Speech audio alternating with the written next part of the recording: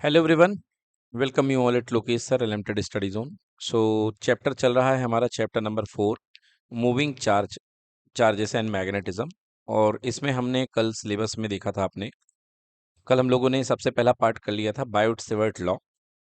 और Biot Savart law में आज इसका एप्लीकेशन है, application to current carrying circular loop. ठीक है ना। तो करंट कैरिंग सर्कुलर लूप के कारण हमें फाइंड करना है, क्या फाइंड करना है? Magnetic field intensity. ठीक है ना। तो करंट कैरिंग सर्कुलर लूप के कारण मैग्नेटिक फील्ड इंटेंसिटी दो तरीकों से हम फाइंड कर सकते हैं। एक है सेंटर पे और दूसरा है ऑन एक्सिस। क्लियर हुआ? तो या तो हमें सेंटर पे फाइंड करना पड़ सकता है और या तो हमें एक्सिस में फाइंड करना पड़ सकता है। तो आइए सबसे पहले हम सेंटर पे मैग्नेटिक फील्ड इंटेंसिटी फाइंड करते हैं, किसी करंट कैरिंग कंडक्टर के कारण सेंटर पे मैग्नेटिक फील्ड इंटेंसिटी। ठीक है। चलिए देखिए बच्चों, अब हमें हमारा डेरिवेशन यहाँ से शुरू होता है। सबसे पहले हम आपको जो है डायरेक्शन बताने का प्रयास कर रहे हैं कि डायरेक्शन वाइज इंटेंसिटी क्या होगी एक सर्कुलर लूप के कारण। ठीक है। फिर उसके बाद हम उसका डायरेक्टली मेथड भी आपको बताएंगे, बट पहले आप इसका पूरा डिटेल्ड व्यू देख लीजिए किस तरह।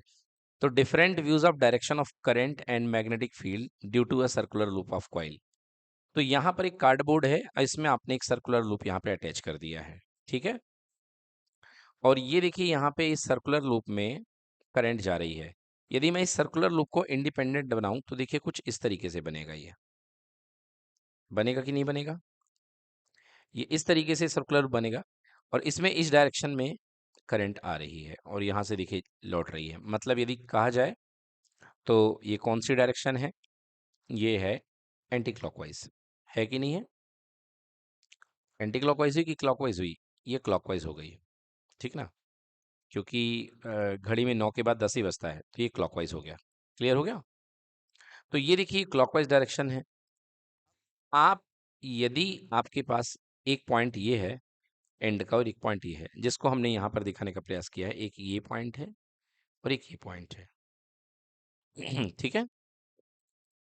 अगर मैं इन थोड़े से हिस्से को स्ट्रेट कंडक्टर मानूं तो यहाँ पर मैग्नेटिक फील्ड किस तरीके से आएगा? आपने राइट हैंड थंब रूल का इस्तेमाल करिए। यदि आप यहाँ पर थंब रखते हैं तो आपकी उंगलियां कुछ इधर से ऐसे चक्कर काट के अंदर की ओर आएंगी आएंगी। यदि आप अपने थंब को ऊपर की ओर रखते हैं, क्योंकि इसमें डायरेक्शन ऊपर जा रही करंट की, राइट। तो करंट ऊपर की ओर जा रही है तो फील्ड लाइंस कुछ इस तरीके से बनेगा। देखिए स्क्रीन पे ऐसा बनेगा कि नहीं बनेगा बताइए? है ना। हाँ, अंदर की तरफ आएंगी, राइट। है ना, बिल्कुल सही, अंदर की तरफ। क्लियर? अंदर की तरफ ग्रिप होगा। तो अंदर की तरफ ग्रिप होगा तो इस वाले में फील्ड लाइन कुछ इस तरीके का आएगा। अलग से डायग्राम बना के दिखाऊं तो इस वाले पे इस तरीके से आएगा। बताइए आएगा कि नहीं आएगा? से जाएगा। क्लियर? और यहां पर करंट की डायरेक्शन नीचे है तो देखिए यहां पर फील्ड लाइन कुछ इस तरीके से आएगा। राइट? क्लियर है? अब आप यदि दूर दूर पैटर्न करते जाएंगे तो देखिए एक लाइन ऑफ फोर्स ये बन गई और एक लाइन ऑफ फोर्स ये बन गई। फिर इस तरीके से सर्कुलर लूप बढ़ते चले जाएंगे। देखिए यहाँ वाले जो सर्कुलर लूप हैं ये सारे के सारे क्या बन रहे हैं? क्लॉकवाइज बन रहे हैं। और ये सारे के सारे क्या बन रहे हैं? Anti clockwise. क्लियर कि नॉट क्लियर?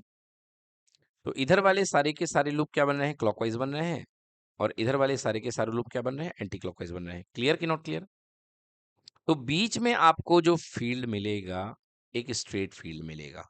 यस और नो? मतलब आपका जो फील्ड आएगा वो स्ट्रेट लाइन में आएगा। क्लियर कि नॉट क्लियर? हाँ। तो बीच में जो फील्ड हुआ करता है वो यूनिफॉर्म हुआ करता है। जो सर्कुलर लूप के बीच में जो फील्ड होता है वो कैसा होता है? यूनिफॉर्म होता है। क्लियर हुआ कि नहीं हुआ? अब आप जरा ध्यान से देखिए, यदि इस लूप को मैं इंडिपेंडेंटली बनाऊं तो डायरेक्शन क्या हो रही है? ये देखिए यहाँ पे करंट जा रही है और इस तरीके से फील्ड बन रहा है। यदि इसी लूप को आप थोड़ा सा टेढ़ा कर करके देखेंगे तो इस तरीके की सिचुएशन आ रही कि नहीं आ रही है। और यदि नहीं देख पा रहे हैं अभी भी, तो मैं आपकी मदद ऐसे करता हूँ कि ये देखिए, ये आपके पास में लूप है इस तरीके से, ये रखा हुआ है। क्लियर? और इसमें करंट फ्लो हो रही है इस तरीके से, हो रही है। तो देखिए, फील्ड जो जा रहा है वो बाहर से अंदर की ओर जा रहा है, मतलब अंदर की ओर फील्ड क्रॉस। क्लियर कि नॉट क्लियर? अब इसको डायरेक्ट पता करने का तरीका क्या है? इसको डायरेक्ट पता करने का तरीका ये है कि सर्कुलर लूप में जिस जैसी करंट है उसके हिसाब से आप अपनी उंगलियों को मोड़ लें। चलिए, तो ये सर्कुलर लूप आपके सामने दिख रहा है। जैसे करंट है वैसे आप अपनी उंगली को मोड़ लें। तो देखिए, यहां पर करंट कैसी जा रही? क्लॉकवाइज। तो क्लॉकवाइज डायरेक्शन में अपनी उंगलियों को मोड़ लें। मोड़ लिया। अब देखिए, आपका अंगूठा अंदर जा रहा है कि बाहर जा रहा है? अंदर। तो यस, तो यहां पर जो मैग्नेटिक फील्ड होगा वो इनवर्ड होगा। क्लियर कि नॉट क्लियर? अब इसी डायग्राम को यहां देख लीजिए। ये देखिए, इस तरीके से गया है। तो यहां पर देखिए, यदि आप देखें तो सामने की तरफ आपके करंट नीचे जा रही है ना? सामने की तरफ आपकी करंट का है नीचे, मतलब जहां आपकी आंख लगी है, तो आंख की तरफ आपकी करंट नीचे जा रही है। ठीक है ना? तो एक रिंग 3D में ज्यूम करिए और सामने की तरफ अपनी उंगलियों को घुमाव दीजिए, है ना? अब देखिए, अंगूठा कहाँ जा रहा है? राइट वर्ड जा रहा है कि नहीं जा रहा है? हाँ, तो ये क्या जाए बनेगी? फील्ड की डायरेक्शन, राइट वर्ड। ठीक है ना? क्लियर हो गया? तो ये आपका फील्ड इस डायरेक्शन में जाएगा। चलिए देखिए, कुछ इस तरीके से देखिए, ये देखिए, क्लियर हुआ कि नहीं हुआ? तो फील्ड आपका राइट वर्ड डायरेक्शन में जाएगा। तो इस तरीके से आप बिल्कुल जस्ट अपोजिट, पहले क्या करते थे? करंट की डायरेक्शन में थंब रखते थे कि नहीं रखते थे? और उंगलियों के घुमाव को फील्ड बोलते थे। बट अब अपोजिट हो चुका है सर्कुलर लूप के लिए। उंगलियों के घुमाव को करंट की डायरेक्शन में रखेंगे तो जो आपका अंगूठा होगा वो क्या देगा आपको? मैग्नेटिक फील्ड की डायरेक्शन। क्लियर कि नॉट क्लियर?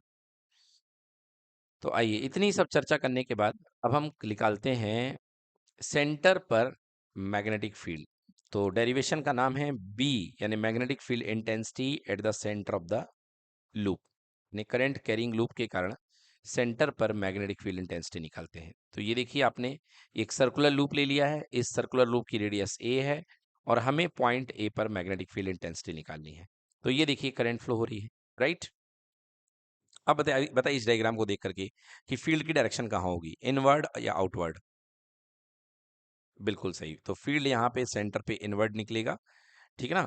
तो देखिए, अब क्या करते हैं, इसको डिराइव करने के लिए हम एक डीएल लेंथ ले लेते हैं। जैसा कि कल मैंने बताया था कि पहले हम छोटा सा फील्ड डीवी निकालेंगे और उसको डीवी निकाल करके इंटीग्रेट कर लेंगे। ठीक है ना? तो हमने इसकी पेरीफेरी पे सर्कुलर लूप में एक छोटा सा लेंथ एलिमेंट डी ले लिया और चूंकि उसमें करंट इस डायरेक्शन में जा रही है, तो इसे ये करंट एलिमेंट बन जाएगा आईडीएल। ये देखिए, आईडीएल हो जाएगा। करंट इसमें इस डायरेक्शन में जा रही है। कौन सी डायरेक्शन है ये? क्लॉकवाइज। ठीक है ना? तो इसमें करंट इस डायरेक्शन में जा रही है, तो ये एक करंट एलिमेंट आइडियल बन गया। बन गया। अब ये देखिए, यहां पर आई और डीएल के बीच का, सॉरी, डीएल और इसके रेडियल वेक्टर के बीच का एंगल कितने डिग्री हो? 90 डिग्री। क्योंकि सर्कल में टेंजेंट और नॉर्मल जो होते हैं 90 डिग्री पे होते हैं। क्लियर ना? तो डीएल लेंथ उसका टेंजेंट बन जाएगा और ए रेडियस इसका नॉर्मल है, तो ये 90 डिग्री एंगल हो जाएगा। और फील्ड आपको मैंने बता ही दिया कैसा निकलेगा, अंदर की तरफ, डीवी। ठीक है ना? अभी आपने निकाला ना राइट हैंड थंब रूल से फील्ड, अंगुलियों को डायरेक्शन में किया करंट की, तो अंगूठा अंदर जा रहा था, फील्ड कैसा जाएगा? इनवर्ड। क्लियर? अब चलिए हम डीवी की बात करते हैं। The plane of the coil is lying on the plane of the diagram and the direction of current is clockwise such that the direction of magnetic field is perpendicular and into the plane। ये बात clear एकदम?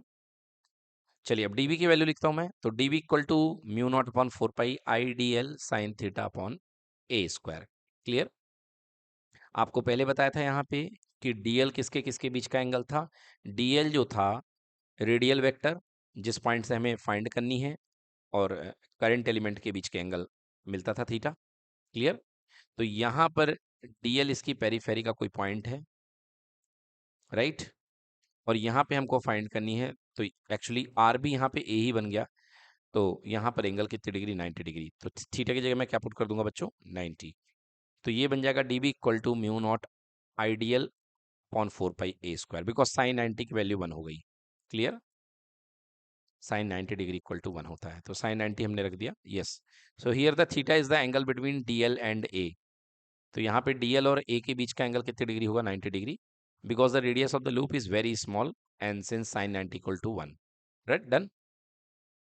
Okay, now अब total ये dB पे हम आ गए हैं, sign 90 की वैल्यू 1 हो चुकी है, तो डेरिवेशन हमारा यहाँ तक आ चुका है। टोटल फील्ड निकालने के लिए क्या करना पड़ता है, इंटीग्रेट करना पड़ता है। So total field B is equal to integration of d B, that is equal to integration of mu naught I d l upon 4 pi a²। Clear कि नॉट क्लियर। देखिए जो कांस्टेंट है बाहर ले लीजिए, तो म्यू नॉट कांस्टेंट है यहाँ पे, 4 पाई कांस्टेंट है। चलिए मैं करता हूँ यहाँ पे मदद आपकी। म्यू नॉट कांस्टेंट है, 4 पाई कांस्टेंट है, आई कांस्टेंट है, ए कांस्टेंट है, ए का स्क्वायर कांस्टेंट है। राइट, केवल इंटीग्रेशन के अंदर क्या बनेगा, डीएल। तो डीएल का लेंथ इंटीग्रेशन कितना होगा, 2 पाई आर, क्योंकि टोटल लेंथ 2 पाई आर है। राइट, और डीएल का 2 पाई आर, बट यहाँ पे रेडियस ए है, so I can write DL integration equal to 2 pi a। Clear कि नॉट क्लियर। तो यदि मैं यहाँ पे पुट कर दूं म्यू नॉट अपॉन 4 पाई, एक आई है, एक a² है और एक 2 पाई a। ध्यान से देखिए, पाई से पाई कैंसिल, क्लियर, 2 से 4 टाइम्स 2 कैंसिल, और a से a कैंसिल। फॉर्मूला क्या बन गया, mu naught I upon 2a। Clear हो गया। So this is magnetic field intensity at the centre, है ना। डीएल का इंटीग्रेशन 2 पाई a हो जाएगा। तो अब देखिए यदि हम डायग्राम बनाएं तो क्या हो रहा है, जैसे जैसे रेडियस बढ़ेगी, है ना, वैसे वैसे इंटेंसिटी क्या हो जाएगी, घट जाएगी। क्यों, क्योंकि B is inversely proportional to A। दिख रहा है कि नहीं दिख रहा है। तो यदि, हाँ, इस डायग्राम में देखिए B is inversely proportional to A आ रहा ना, मतलब जितनी ज़्यादा दूर रेडियस सेंटर पे आप जाएंगे उतना इंटेंसिटी कम होती जाएगी। क्लियर कि नॉट क्लियर। हाँ, तो देखिए जिस समय ए की वैल्यू 0 है, सेंटर मैक्सिमम मैक्सिमम है, तो उस समय इंटेंसिटी कितनी है, देखिए बी इक्वल टू 0 पे intensity, sorry a equal to 0 पे इंटेंसिटी मैक्सिमम होगी, मतलब सेंटर पर फील्ड सबसे तगड़ा होगा।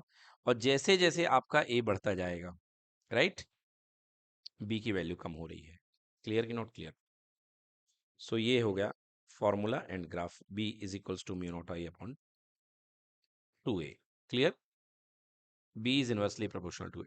डायरेक्शन मैंने आपको बताई दी, कुछ इस तरीके से डायरेक्शन होती है। क्लियर हो गया। तो यहाँ पर देखिए करंट की डायरेक्शन यूं चल रही है, तो करंट की डायरेक्शन अगर ऐसे चलेगी तो आपको चिंता करने की बात नहीं, सीधे अपनी उंगलियों को करंट की डायरेक्शन में फोल्ड कर लीजिए, मतलब इस डायरेक्शन में अपनी उंगलियों को फोल्ड कर लीजिए। कर लिया फोल्ड आपने। तो देखिए आपका अंगूठा ऊपर की ओर जा रहा है, जा रहा है ना ऊपर की ओर अंगूठा। यस, तो आपका अंगूठा ऊपर की ओर जाएगा, तो यही फील्ड की डायरेक्शन होगी। क्लियर कि नॉट क्लियर। तो ये फील्ड की डायरेक्शन बताने की यहाँ पर हमने कोशिश की है। तो ये हो गया फाइनल डेरिवेशन, इसको नोट कर लीजिए। थ्योरेटिकली एक बार एक देखना चाहें तो आप इसको भी देख सकते हैं, magnetic field at the centre of the circular current carrying loop. तो यहाँ पे consider a circular loop carrying a current I, we have to find the magnetic field at the centre of this loop.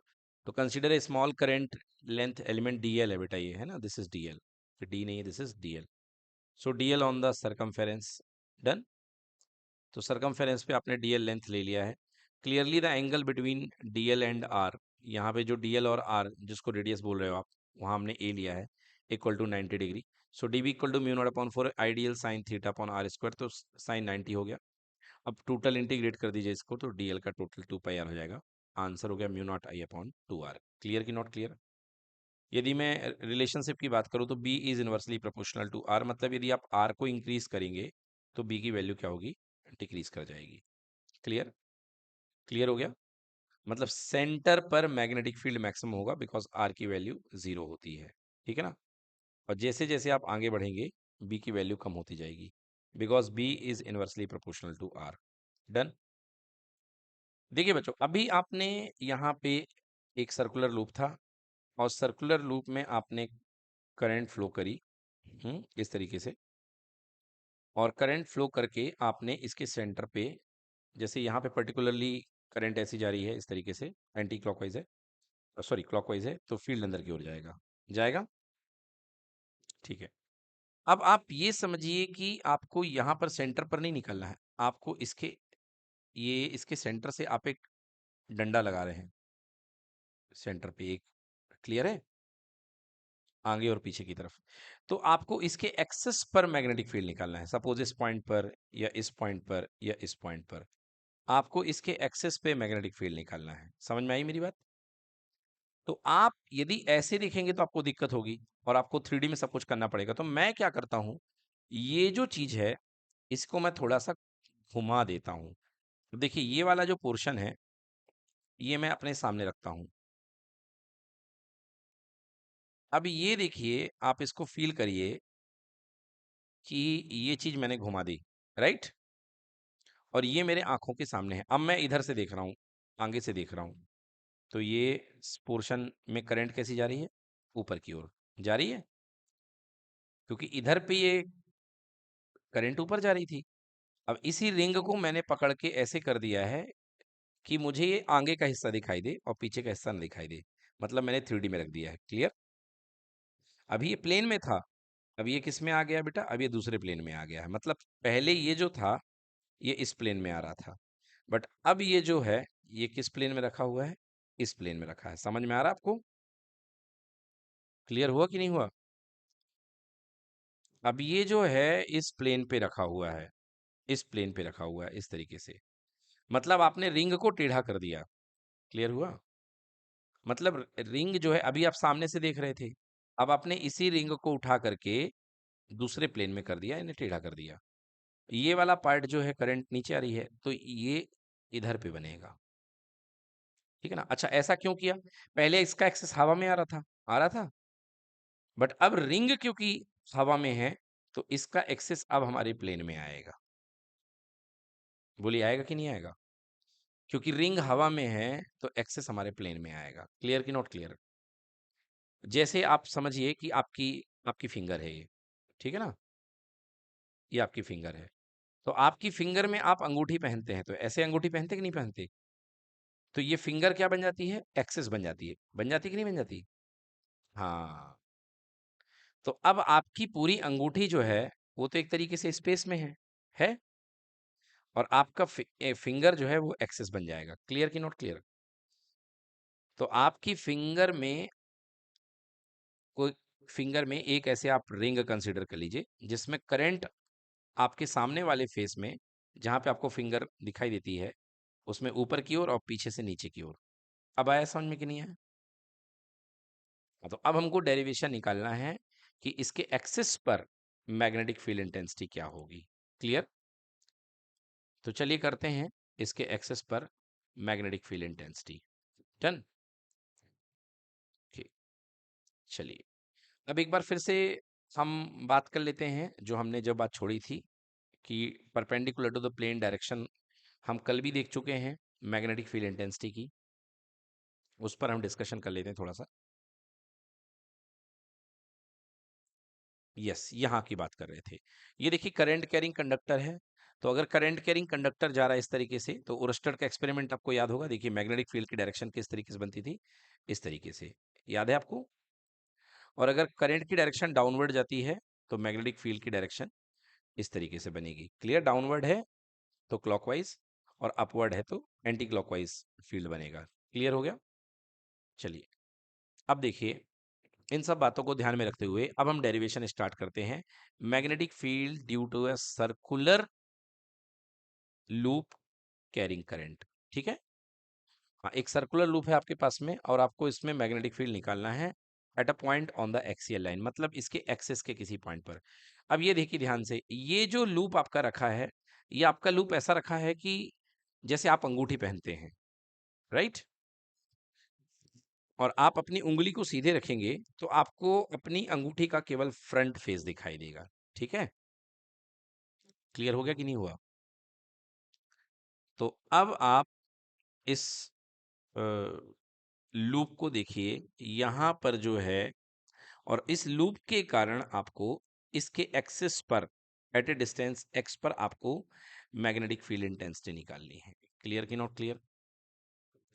Magnetic field intensity निकालनी है। तो देखिए इसमें हमने loop बना लिया है और ये लूप में करंट जा रही है। अब ऐसा समझिए बेटा कि ये जो ये वाला फेस है, ये हमारे सामने की तरफ है, आगे वाला, ठीक है ना? और ये जो फेस है, ये पीछे की तरफ है। ये वाला लिम्ब जो है, ये हमारा आगे की तरफ है, सामने की तरफ, मतलब हमारी आंख यहाँ पे है, ठीक है? ये हमारे फ्रंट में है, समझ रहे हैं आप? मतलब ऐसा लूप रखा हुआ है इस तरीके से। तो ये हमारा आगे का हिस्सा है, इसमें करंट ऐसे जा रही है, ठीक है? और ये पीछे वाला हिस्सा है, ठीक है? हम्म। और इसका सेंटर ओ है। हमको पी पर मैग्नेटिक फील्ड इंटेंसिटी फाइंड करनी है। क्लियर? तो देखिए हम क्या करेंगे। अब ये वाली पूरी चीज जो है, समझिएगा, ये वाली जो पूरी चीज है, ये आपके बिल्कुल ऐसी है जैसे आपके हाथों में आपने अंगूठी पहन रखी है, ठीक है? यदि आप इसे देखना चाहें तो इसके प्लेन को आप ऐसा समझ लें कि ये आपकी रिंग जो है इस प्लेन पर बैठी हुई है, ठीक है? ये इस प्लेन पे ये अंगूठी बैठी हुई है, ठीक है, इसके अंदर है। और ये प्लेन जो है हमारी स्क्रीन को फोड़ते हुए जा रहा है। क्लियर कर पा रहे हैं आप?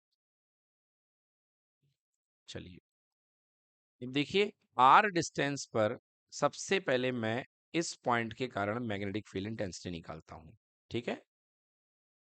आर डिस्टेंस पर मैं मैग्नेटिक फील्ड इंटेंसिटी निकालता हूं। तो आपको पता है बाई बायोट सेवर्ट लॉ, ये देखिए यहाँ पर इस पॉइंट पर जो करंट की डायरेक्शन बनेगी वो अंदर बनेगी, राइट? यहाँ पर जो करंट की डायरेक्शन बनेगी वो अंदर बनेगी। क्लियर? बनेगी कि नहीं बनेगी? और ये आर डायरेक्शन है, तो आपको पता है डीएल क्रॉस आर, और ये जो एंगल है ये 90 डिग्री है। एक मिनट, इसको हम इरेज करके दिखाते हैं। ये देखिए हमने इरेज कर दिया। तो यहाँ पे ये डीएल बन गया, ये आर बन गया, और डीएल और आर के बीच का एंगल कितना होगा? 90 डिग्री, बिकॉज ये बहुत स्मॉल एलिमेंटल लेंथ है, ठीक है? अगर आप अभी भी समझने में दिक्कत फील कर रहे हैं बच्चों, तो एक हाथ में आप चूड़ी ले सकते हैं, कोई भी चूड़ी या रिंग ले लीजिए, और उस चूड़ी को आप जो है परपेंडिकुलर प्लेन में रख करके इस तरीके से देखिए, आप इस चूड़ी को परपेंडिकुलर प्लेन में रखिए इस तरीके से, जिसका आपको सामने वाला फेस दिखाई देगा। बताओ, दिखाई देगा नहीं दिखाई देगा? भाई, चूड़ी को जब आप अपने आंखों के सामने बिल्कुल रखेंगे, ऐसे नहीं रखोगे, इस तरीके से नहीं रखना है। कैसे रखना है? इसको टेढ़ा रखना है सामने, मतलब केवल एक पार्ट दिखाई दे। समझ पा रहे हैं?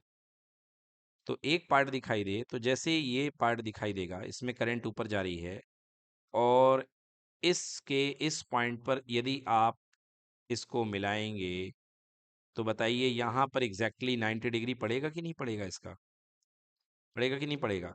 तो इस डीएल के साथ, क्योंकि ये डीएल छोटा सा है, इसका एंगल कितने डिग्री आएगा?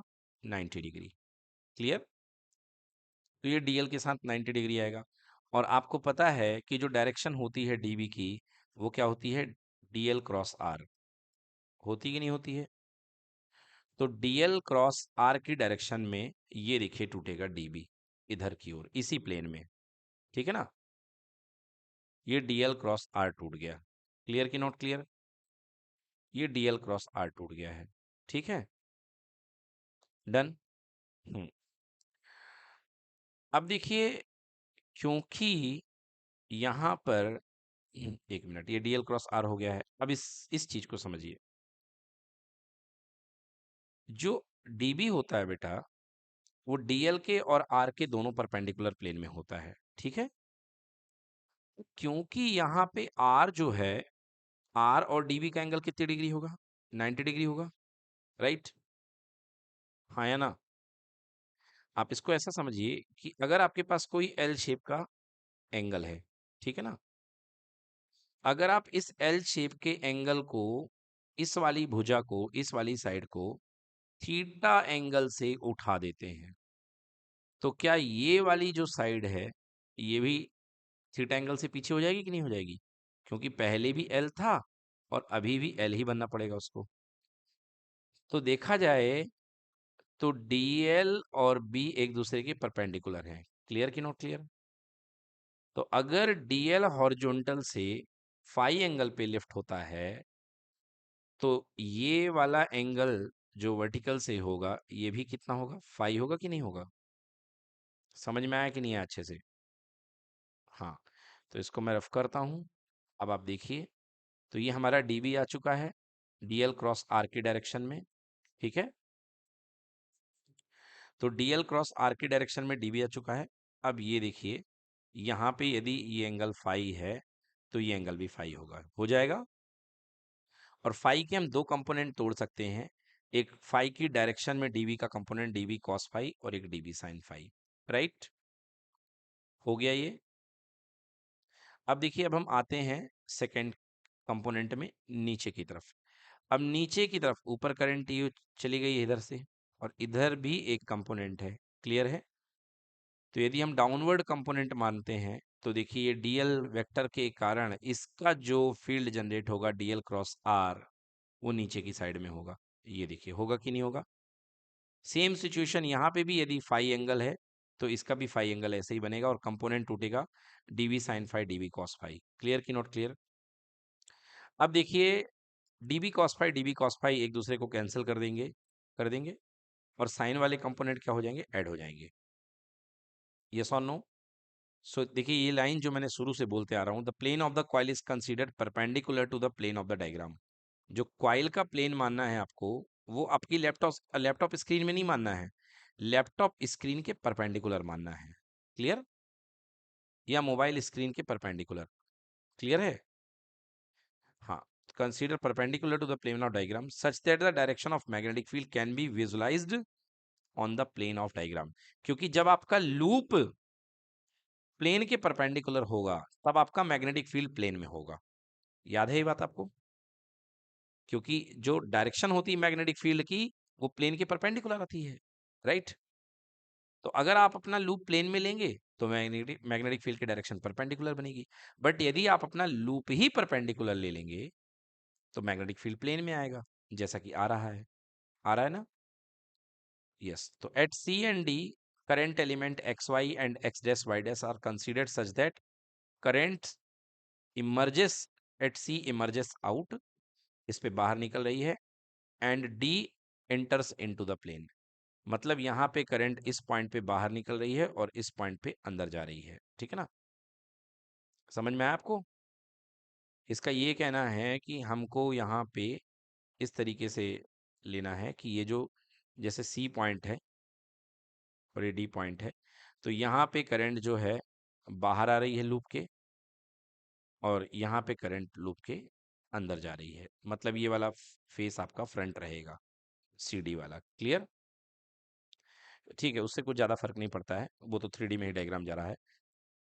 चलिए अब देखते हैं, तो डीबी की वैल्यू निकाल लेते हैं और हम डीबी का कंपोनेंट डीबी साइन थीटा को ऐड कर देंगे। तो डीबी की वैल्यू कितनी होगी? Mu not upon 4 pi I d l sine theta upon are square. Right? अब यहाँ पे डीएल और आर के बीच का एंगल कितने डिग्री है? 90। तो वहाँ पे हम साइन 90 रख देते हैं, तो साइन 90 1 हो जाएगा, तो I d l upon are square. Right? Here the angle theta between dl and r is 90 degree because the radius of the loop is very small since sin 90 equal to 1। Done? Loop small है तो जो angle बनेगा वो 90 degree के approx बनेगा। ठीक? Now the semi vertical angle made r to the loop phi and the angle between R and DB is 90 degree। ठीक है ना? Therefore the angle between vertical axis and DB is also phi। देखिए, ये तो कहने की बात है, सेमी वर्टिकल एंगल और ये एंगल और वो एंगल। मैंने डायग्राम से आपको समझा दिया कि अगर यहाँ पर ये देखिए, इसको सेमी वर्टिकल एंगल बोला गया है। अगर ये सेमी वर्टिकल एंगल फाई है तो ये एंगल कितना बनेगा? फाई बनेगा। बनेगा ना? तो इसी लाइन को लिख दिया गया है, the semi vertical angle made by R to the loop is phi and the angle between R and DB is 90 degree। Therefore, the angle between vertical axis and DB is equals to 90 degree। Yes कि no? अब dB को हम दो component में resolve करते हैं, dB cos phi and dB sine phi, ठीक है ना? Due to diametrically opposite current element, cos phi component जो होंगे एक दूसरे के अपोजिट होंगे और वो एक दूसरे को कैंसिल कर देंगे। क्लियर? साइन फाई कंपोनेंट जो होंगे ऐड हो जाएंगे कि नहीं हो जाएंगे? तो sine phi component due to all current dl get added up along the same direction. Okay, क्योंकि वो दोनों सेम डायरेक्शन में जा रहे हैं, देखिए डायग्राम में। तो dB sine phi same direction में है तो ऐड हो जाएंगे, राइट? तो यदि मैं मुझे टोटल फील्ड अगर देना है तो मैं टोटल फील्ड दे सकता हूँ, that's B is equal to integration of dB sine phi, right और रॉन्ग? तो डीबी की वैल्यू पुट कर देता हूँ, डीबी की value mu not I dl upon 4 pi r square, और यहाँ पे क्या था, साइन फाई। क्लियर? यस। तो देखिए अब मैं वैल्यू पुट करता हूँ, mu not IDL sine phi, देखिए बहुत अच्छे से वैल्यू पुट करिए। Sine phi equal to perpendicular upon hypotenuse, होगा कि नहीं होगा? तो डायग्राम में देखिए साइन फाई को perpendicular upon hypotenuse, perpendicular A है, radius of the loop A है, और अगर ये एक्स है डिस्टेंस, तो are equal to under root A square plus x square बनेगा। Now sine phi equal to perpendicular upon hypotenuse means A upon under root A square plus x square. बताइए yes कि no? हो जाएगा? तो इसे लिख सकते हैं हम ए अपॉन ए स्क्वायर प्लस एक्स स्क्वायर की होल पावर 1/2। क्लियर कि नॉट क्लियर? चलिए तो वैल्यू पुट कर दीजिए यहाँ पे, देखिए। तो देखिए म्यू नॉट आई कांस्टेंट है, बाहर आ गया। डीएल का इंटीग्रेशन, क्योंकि वेरिएबल यहाँ पे डीएल है, तो डीएल का इंटीग्रेशन 2 पाई ए हो जाएगा कि नहीं हो जाएगा? 2 pi A, right? Sine phi की value A upon under root A square plus x square. Clear कि नॉट क्लियर? 4 पाई की वैल्यू 4 पाई, और अभी मैंने आपको बताया कि आर बराबर है अंडर रूट ए स्क्वायर प्लस एक्स स्क्वायर। तो जब स्क्वायर करेंगे तो इधर भी स्क्वायर आएगा और रूट से स्क्वायर कैंसिल हो जाएगा, हो जाएगा? तो ये वाली पूरी स्ट्रक्चर समझ में आई बच्चों? क्लियर है एकदम? तो अब देखिए जो जो कैंसिल होना है काट दीजिए। तो म्यू नॉट आई ऊपर ए स्क्वायर आ जाएगा, 2 पाई से ये कैंसिल हो जाएगा कितने बार, 2 टाइम्स। क्लियर? और ये है एक पावर और ये है आधी पावर, तो बेस सेम होगा तो पावर ऐड हो जाएगी, तो 1 + 1/2 बोले तो 3/2। क्लियर कि नॉट क्लियर? तो mu naught I a square upon 2 times A square plus x square की पावर 3/2। यहाँ पे सब म्यू नॉट आई ए, ठीक है ना, साइन फाई, ये सब क्या है, कांस्टेंट है, जिनकी हमने वैल्यू पुट कर दी। और डीएल का इंटीग्रेशन क्या हो गया, 2 पाई ए। क्लियर? डन? तो इस तरीके से ये बी की वैल्यू आ चुकी है। अब इसका स्पेशल केस बनाते हैं। अगर हम सेंटर की बात करते हैं तो सेंटर का मतलब हमें लूप में कहाँ पर आना पड़ेगा, ये डिस्टेंस कम करते करते करते करते x इक्वल टू 0। बताइए यस और नो? तो x की वैल्यू यदि मैं 0 पुट कर देता हूँ प्रीवियस डेरिवेशन में, तो देखिए यहाँ पे x की वैल्यू 0 पुट कर देंगे तो क्या बन जाएगा, mu naught I a square upon 2a² की पावर 3/2, यानी 2 से 2 कैंसिल तो 2a। समझ में आया कुछ कि नहीं आया? देखिए mu naught I a square upon 2, और ए स्क्वायर, एक्स तो 0 हो चुका है, पावर 3/2, है ना? तो देखिए यहाँ पे क्या हो जाएगा, 2 से 2 कैंसिल हो जाएगा, नीचे क्या बन जाएगा, ए का क्यूब बन जाएगा, राइट? और ए स्क्वायर से ए का क्यूब बचेगा तो एक ए बच जाएगा, तो आंसर आ गया mu naught I upon 2a। Clear कि नॉट क्लियर? और यही डेरिवेशन हमने अभी किया था, mu naught I upon 2a, right? Yes. So if the observation of the point so far away from the coil, मतलब अगर ऑब्जर्वेशन पॉइंट बहुत दूर है, बहुत ज्यादा दूर है। क्लियर? मतलब एक्स ए से बहुत बड़ा है, if x is very very greater than A. Clear है? तो आप क्या कर सकते हैं, ए स्क्वायर को नेग्लेक्ट कर देंगे, मतलब x square plus a square is near about x square. Clear कि नॉट क्लियर? तो फिर डायग्राम क्या बन जाएगा, ऊपर क्या था देखिए, mu naught I a square था, और नीचे क्या था, 2x² प्लस ए स्क्वायर। ध्यान से देखिए डायग्राम, डेरिवेशन क्या था, mu naught I a square upon 2x² plus a square की पावर 3/2, ये था derivation. B equal to mu naught I a square upon 2a² plus x² की पावर 3/2, यही था। तो मैंने क्या कहा, अगर ऑब्जर्वेशन पॉइंट बहुत दूर है तो x² प्लस ए स्क्वायर जो हो जाएगा नियर अबाउट x² के हो जाएगा, हो जाएगा। सो ये mu naught I a square और नीचे 2 एक्स स्क्वायर की पावर 3/2, 2 से 2 क्या हो गया, कैंसिल, तो mu naught I a square upon 2x³ clear कि नॉट क्लियर। तो ये देखिए अगर आपका ऑब्जर्वेशन पॉइंट बहुत दूर हो उसके लिए डेरिवेशन बनेगा ये वाला, mu naught I a square upon 2x³, clear कि नॉट क्लियर। अब इसका सिमेट्रिक डिस्ट्रीब्यूशन का डायग्राम यहाँ पे हम आपको दिखा देते हैं, देखिए ये देखिए इसके सिमेट्रिक डिस्ट्रीब्यूशन का डायग्राम है। x इक्वल टू 0 पर हमने बताया इंटेंसिटी मैक्सिमम होगी, होगी कि नहीं होगी, तो x इक्वल टू 0 पर इंटेंसिटी मैक्सिमम। अब आप चाहे तो लूप के राइट में जाएं चाहे लेफ्ट में जाएं एक्सिस में, तो देखिए इस तरीके से डिस्ट्रीब्यूशन होता है, क्लियर कि नॉट क्लियर। देखिए इसका मतलब क्या है, ये जो आपका लूप था इस तरीके से था, ऐसा था। अब आप लूप में इधर भी जा सकते हैं, आगे भी जा सकते हैं, राइट। तो आगे जाने पर भी x के साथ डिस्टेंस के साथ इंटेंसिटी कम हो रही है, और इधर पीछे भी जा सकते हैं तो डिस्टेंस के साथ इंटेंसिटी कम होगी, क्लियर कि नॉट क्लियर। मतलब इंटेंसिटी मैक्सिमम कहाँ पे निकलेगी, सेंटर पे। तो जो बी मैक्स होगा वो क्या होगा, mu naught I upon 2a होगा, done. So this is intensity, ये तो हम करा ही चुके हैं आपको डायग्राम कि सेंटर पे कुछ इस तरीके से डायग्राम निकलेगा, क्लियर है। तो जो फील्ड जाएगा कैसा जाएगा, यूनिफॉर्म होगा सेंटर पे, ठीक है ना, स्ट्रेट होगा, डन। चलिए तो एक बार यहाँ पे क्विक रिवीजन इसका कर लेते हैं, देख लीजिए कैसे करते हैं। Magnetic field on the axis of a circular current loop, इस तरीके से आपको डायग्राम बनाना है। यहाँ पर करंट बाहर इधर वाले फेस में और पीछे से इधर आ रही है, right.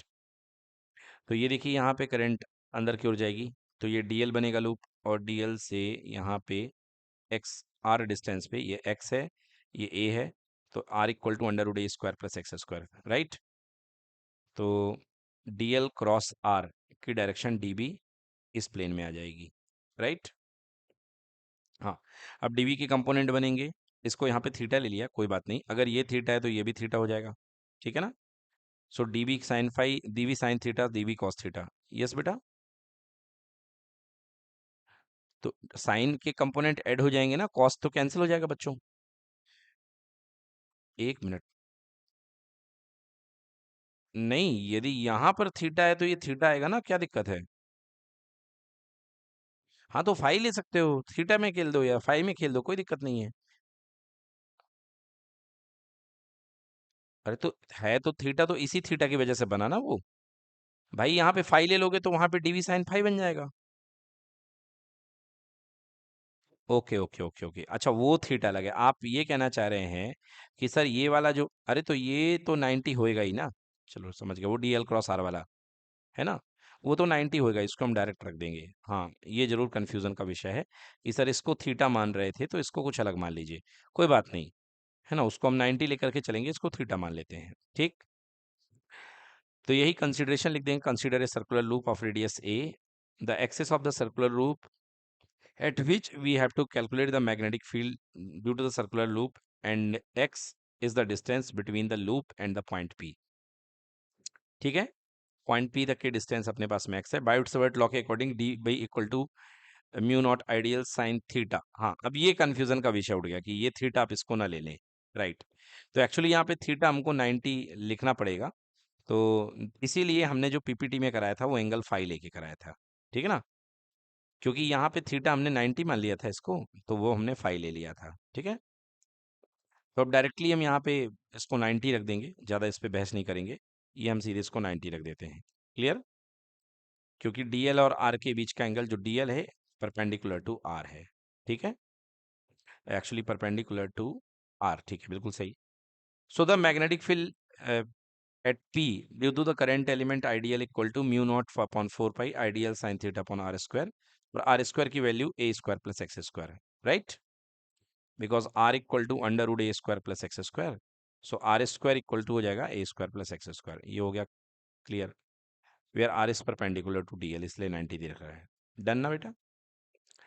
Now magnetic field at P due to current element I dl, P point पर करंट एलिमेंट आइडियल के कारण मैग्नेटिक फील्ड, देखिए ये ऊपर वाला फील्ड आपने निकाला, अब आप नीचे वाले कंपोनेंट की वजह से फील्ड निकाल रहे हैं, ठीक है ना, डीएल डैश की वजह से, वो भी सेम आएगा बेटा, डीएल डैश का, तो डीएल डैश का भी सेम कंपोनेंट यहाँ पे डेवलप होगा, म्यू नॉट है ना, I mu not upon 4 pi ideal sine 90 upon are square.